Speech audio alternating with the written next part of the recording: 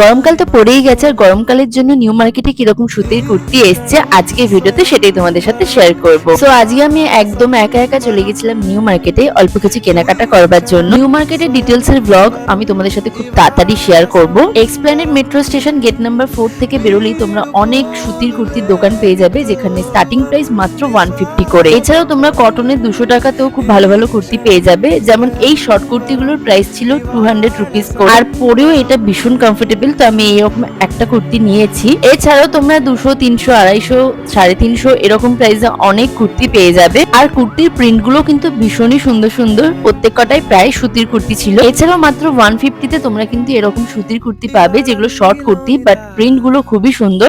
এই স্টলটা ছিল ঠিক মেট্রো স্টেশন যাওয়ার আগে যে ফুটের দোকানগুলো আছে সেখানে।